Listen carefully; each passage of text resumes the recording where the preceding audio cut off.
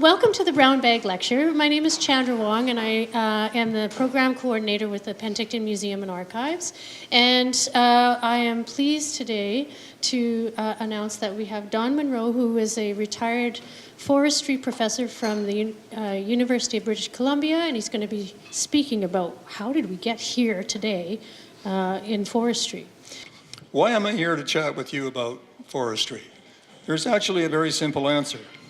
I taught forestry management at the University of BC for more than 30 years, and I'd like to share some of my thoughts about the progress over that time. And for today, let's begin around 1950.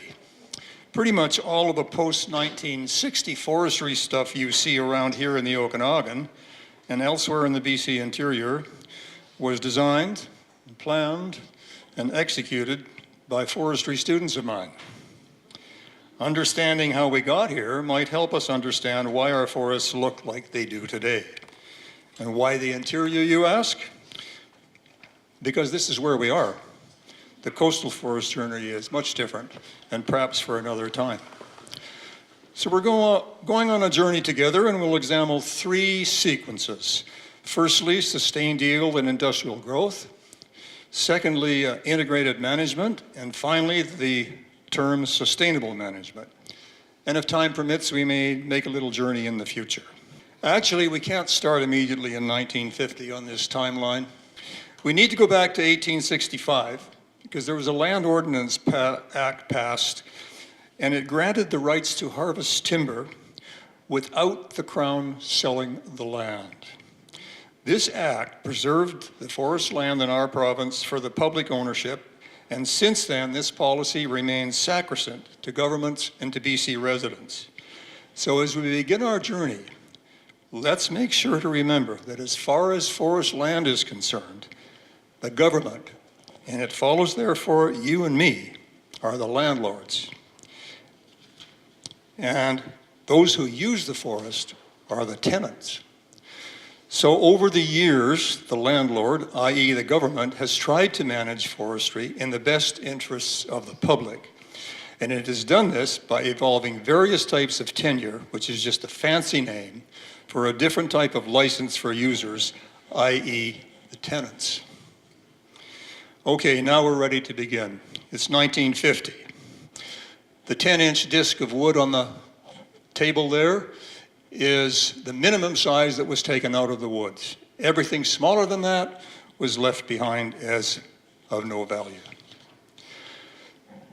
Now, a Royal Commission is convinced that the province's forests are about to be overcut and has recommended that a policy of sustained yield be implemented by the establishment of a regulated harvest rate that ensures our forests will continue in perpetuity. So the government of the day accepts all these recommendations, and the result is a 25-year program of management, development, and expansion. The entire provincial forestry is inventoried over a 5-year period. The Faculty of Forestry at the University of British Columbia is created, and major efforts are made to eliminate the waste in logging and milling. Prior to this initiative, most logs were cut into lumber in small mills in the bush, and the lumber was trucked to town. In the Prince George region, for example, there were more than 600 bush mills in 1950. On average, after sawmilling, 50% of every log was left behind as waste. As we progress, we get down to the 8-inch log. Now, at least they're improving a little bit. Every log bigger than 8 inches on the small end will be taken. Everything else will be left behind. New tenures ensured some measures of supply continuity and requirements for reforestation through planting or natural regeneration.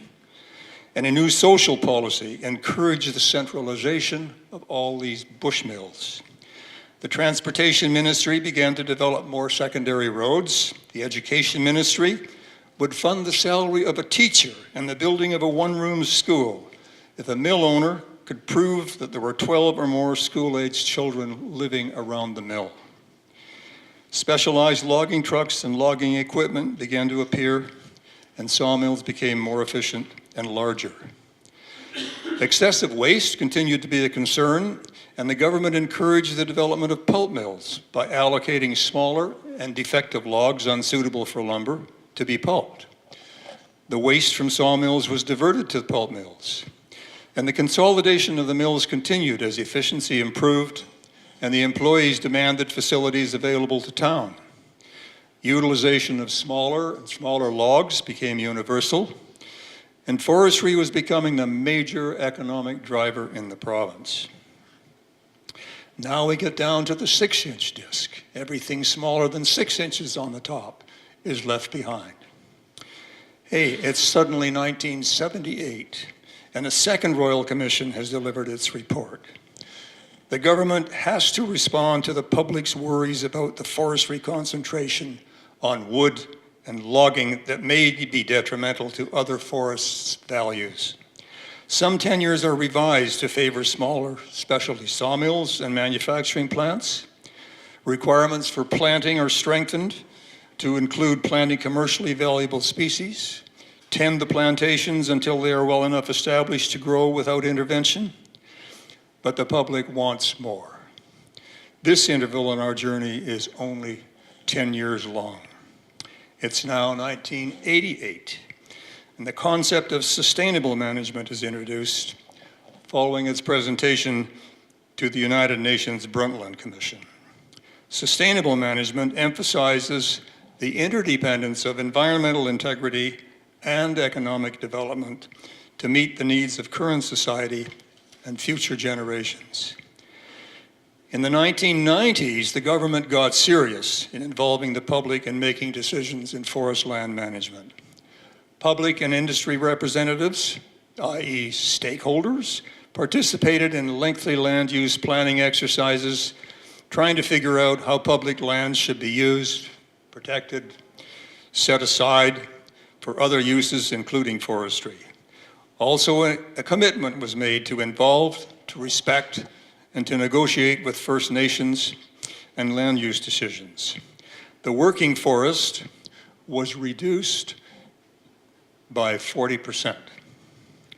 What effect did this have on the allowable harvest and the implementation of this sustainable management? Now there's the 4-inch disc. You can see we're down to 40% of the forest land base, 55 million hectares down to 22. That's currently where we're practicing forestry today. But what was the result of that? Well, I need, if I may, some volunteers. Can I have 6 people who are willing to stand up here and pretend to be a tree? 1, okay, you stand up here, please. You're number 0, you're brand new, you just got planted. You come over this side, please. You're 20 years old now, things are growing. You come over here, please. You're 40. You're getting up there. You come over. You're 60. Now I need a couple more. Oh, here's someone who's 80. Now I need someone who's 100. All right, why have I done this? Hold that up so everyone can see. Oh, thank you very much for volunteering to this. Now this is your well-managed, even-aged forest. The new plantations, some are 20 years, some are 40, some are 60, some are 80, and some are 100 years old. This is what, as a planner in forestry, we would like to see. So as we cut off the 100-year-old trees at the end of the rotation, the 80 becomes 100, the 60 becomes 80, the 40 becomes 60, and the 20 becomes 40. You get up to 20, and he comes to 0. Perfectly good example of sustained yield management, last as long as we live. Now, something really bad happens. We lose a whole bunch of the 80-year-old wood. Some gets burned up, some gets taken away, some gets preserved for parks, but there's a little bit left. Now, we finish cutting the 100-year-old forest. You may sit down, please. What are we going to cut now? The 60 has only grown to 80. We have this big gap in the material that's available to harvest, and we have to try and make it up. We make it up by reducing the harvest, if we can. We make it up by going elsewhere. The companies holler to be able to go into preserved areas because we need some more wood. Communities begin to fall apart because sawmills have to close. The end result, of course, is an overall laying down of the whole allowable cut. So that is the effect that these policy changes have, and of course natural changes like the huge fires we've had recently. Okay, thank you very much. They did a good job, didn't they?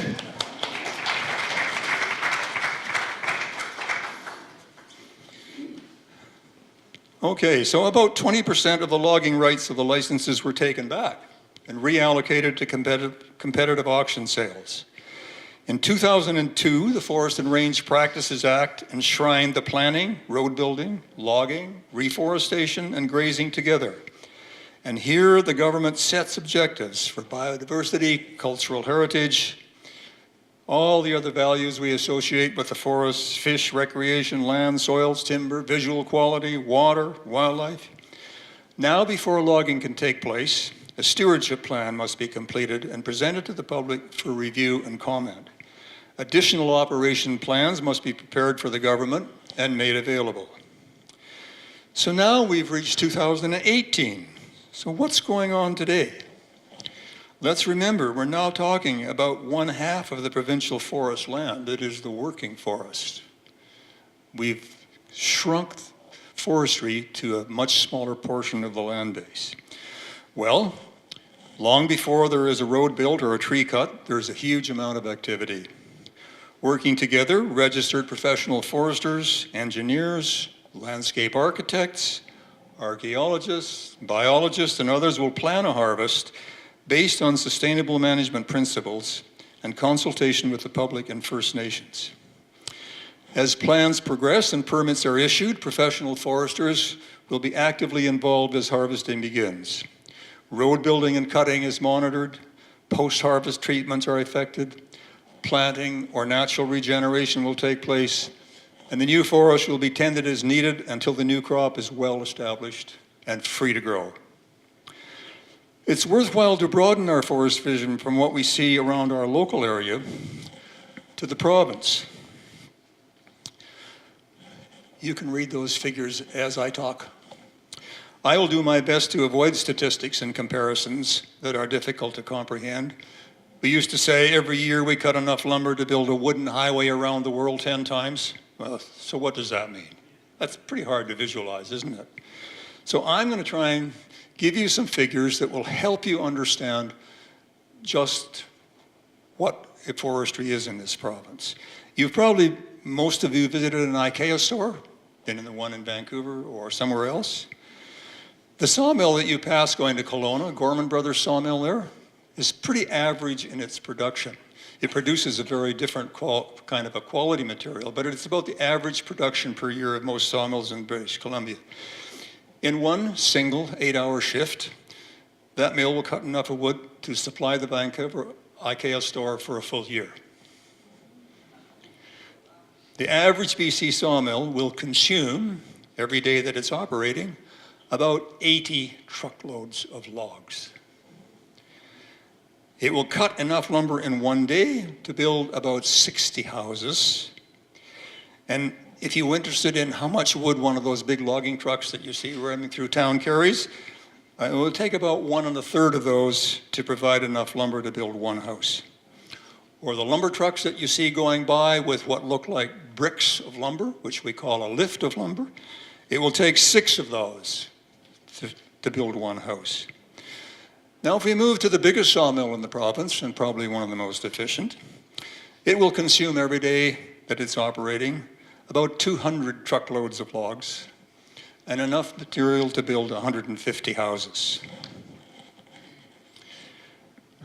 Moving on in our province, we've got, where is it leading, I would say? Well, technology is a pretty good indicator. You see from this slide, the tallest building so far, the 18 stories wooden building on the University of British Columbia, is energy efficient enough that it's equivalent to removing 511 cars off the road every year in terms of reducing pollution, enough to power 222 homes.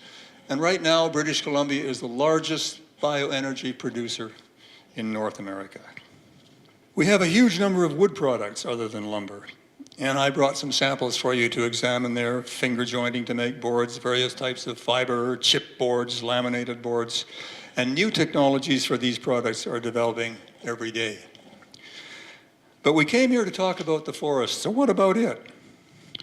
If you're fortunate enough to be able to visit an active logging operation, you might be amazed to see there'll be nobody on the ground. Humans will be driving the machines that cut down the trees, cut off the branches, stack the logs. Other machines will load the trucks, and every machine will tread the ground carefully. Sensitive areas will be avoided or treated prescriptively. Wildlife values will be respected. Riparian limits will be off limits. Machine operators are assisted with digital technology to accurately measure tree diameters and height and robotically cut the log lengths. GPS systems will track and guide every movement. The trucks have built-in scales to measure their weight to conform to the transportation regulations. On-the-go tire inflation to change in tire inflation to accommodate changing road conditions. And of course, all the operators will be in constant touch by radio and GPS to ensure efficiency and, more importantly, safety in the woods. In the future, you can expect to see driver technology begin to invade the forest. How would you feel if you leave this group today and you meet one of those great monster logging trucks, and you look into the cab and there's no driver?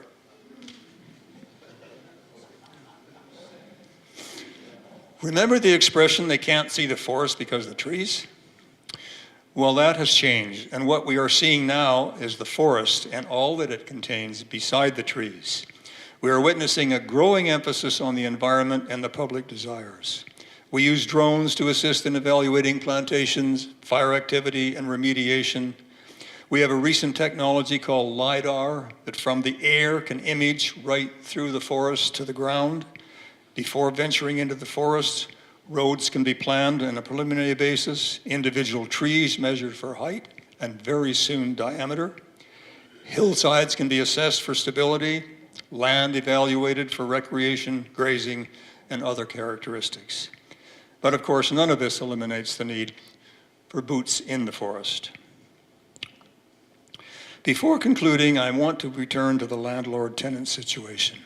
Remember that right from the beginning, in 1865, the forests belonged to the public. And the best analogy is one we are most familiar with, housing. The landlord tries to choose a tenant that will best look after the house. The good tenant will treat the house the way the rental contract requires. Obviously, the tenant does not expect to be required to fix a leaky roof, remodel a kitchen, or paint the walls. For a tenant, the longer the lease, the more small improvements he or she will likely make at his or her own expense. It's the same in the forest, with one exception for an area that's called a tree farm license. There's no guarantee that the company that plants the trees will be the company that harvests the crop. Hence, the company does exactly what the landlord wants and no more. No chance to plant genetically improved trees, enhance weeding, no chance for forest silvicultural activities like pruning, thinning, no chance for enhanced road maintenance or upgrading of recreational facilities. Now, of course, the landlord could demand the tenant do these things, but that would require the landlord to reduce the rent, and our governments have ruled that out. Often people point to forests in Germany, Austria, and Scandinavia as examples that we might follow. Very intensive management.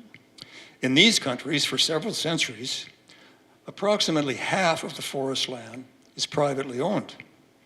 And there is, of course, legislation requiring certain standards on your own land. But if the private landowner invents an improvement that makes sense, other owners will adopt it. And if it really makes sense, then most likely the landlord will adopt it too. And the better result is better forestry. I expect most of you have driven the Coquihalla Highway or flown recently from Penticton to Vancouver and witnessed the extent of forest harvesting. How many have seen all those big clear cuts up in the top? Just, some would say rampant clear cutting, devastating the landscape. Not so. What you see is a well-managed working forest, part of the 50% of the provincial forest land dedicated to sustainable management. Today, we are about 40 years into management on an 80-year rotation. You are seeing about 50% of that forest already harvested. Now, I'm going to say something that will probably spark some serious discussion. That is exactly where good management says it should be. From the forest management, we are right on target. Now, I'm convinced our forests will continue to grow and thrive. Dick Cannings, our local MP, has just introduced a private member's bill that seeks to further the use of wood on Canadian government buildings. I see the future at my alma mater, UBC. The forestry dean there, John Innes, was last month elected an international fellow of the prestigious Royal Swedish Academy. In 2017 at UBC, there were 1,011 students registered in forestry. 351 of these were majoring in natural resource conservation. 293 in professional forestry, 155 in wood products manufacture and research, and 99 in urban forestry. 47% of these students are female. Wouldn't you say the future forests are in good hands? Thank you.